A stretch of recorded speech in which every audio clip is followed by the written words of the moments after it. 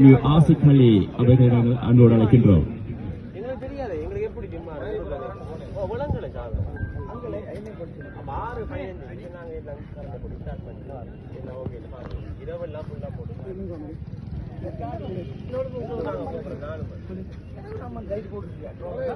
Bismillahirrahmanirrahim. Alhamdulillah rabbil alamin. Wassalatu wassalam ala sayyidina Muhammadin wa alihi wa ashabihi wa man tabi'ahum bi ihsan ila yaumiddin, amma ba'd. Qad qala Allah ta'ala fi mahkami tanzil, a'udhu billahi minash shaitanir rajim, bismillahir rahmanir rahim. Ya ayyuhalladhina amanu qu anfusakum wa ahlikum nara, sadaqallahu al-aliyyul azim.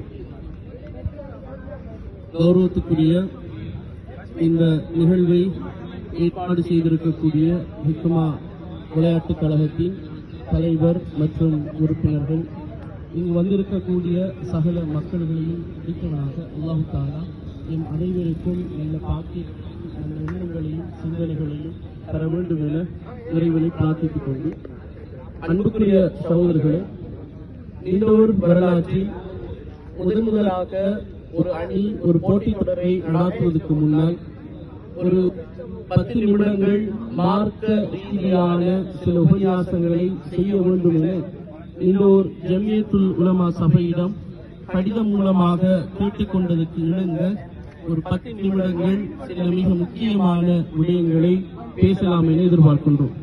பொதுவாக விளையாட்டு நடக்கிற இடத்தில் மார்க்க உபன்யாசங்கள் செய்வது எந்த அளவுக்கு பொருத்தமானது என்பது தொடர்பான கேள்விகள் எல்லாம் இருந்தாலும், இஸ்லாம் ஒரு முஸ்லிம் பெரும்பான்மையினரை கொண்ட ஊர் என்கின்ற அடிப்படையில் இஸ்லாமிய விழுமியங்களை இந்த ஊரில் பேண வேண்டும் என்கின்ற அடிப்படையில் எமது இந்த ஒரு ஹிக்மா விளையாட்டுக் கழகம் எடுத்துக்கொண்ட முயற்சி மிகவும் அழகானது, அற்புதமானது.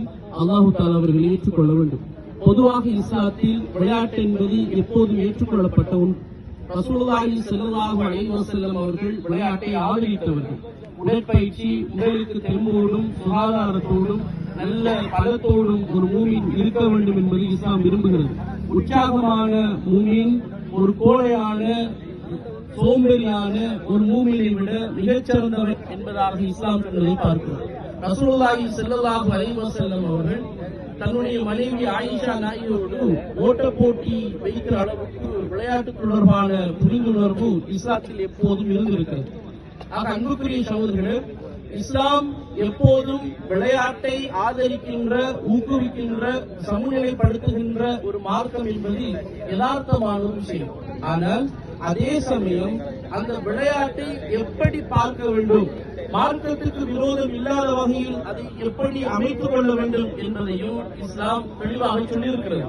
பொதுவாக எந்த விளையாட்டு மார்க்கத்திற்கு விரோதமாக இருக்கிறதோ, உதாரணமாக தொழுகையை தொழ முடியாத அளவுக்கு ஒருவருடைய விளையாட்டு அவரை முன்னணிக்குமாக இருந்தால் அந்த விளையாட்டு ஹராம். மற்றவர்களுக்கு தீங்கு விளைவிக்கின்ற விதத்தில் ஒருவருடைய விளையாட்டு இருக்குமாக இருந்தால் அது மார்க்கத்தில் தடை செய்யப்பட்ட விளையாட்டாக இருக்கும். பொதுவாக கேளிக்கைகள், இசை கச்சேரிகள், ஏனைய விடயங்களை மையப்படுத்தியதாக அந்த விளையாட்டு இருக்குமாக இருந்தால் அது இஸ்லாத்தினுடைய பார்வையில் ஹராமான விளையாட்டாகத்தான் இருக்க முடியும். அந்த வகையில் மாஷா அல்லாஹ் இந்த ஒரு ஜமியத்துல் உலமா சபை ஹிக்மா விளையாட்டுக் கழகத்தை அழைத்து நாங்கள் உங்களுடைய இரவு சுற்று போட்டியினை 7 மாணவரைக்கும் முழுமையாக இசைகளை இல்லாமலாக்கி மிகச்சிறப்பாக நடத்த வேண்டும் என்று நாங்கள் கேட்டுக்கொண்டோம். அந்த வகையில் இதனை மிகச்சிறந்த தொடராக அவர்கள் நடத்துவார்கள் என எதிர்பார்க்கிறோம். அதே போன்றுதான் பொதுவாக இஸ்லாத்தில் விளையாட்டு விஷயத்தில் சூதாட்டம் என்கின்ற ஒரு விவகாரம் ஒன்று இருக்கிறது. இது தொடர்பாக நாங்கள் மிக தெளிவாக இருக்க வேண்டும். பொதுவாக நாங்கள் இன்று விளையாடக்கூடிய சுற்றுத்தொடர்களில்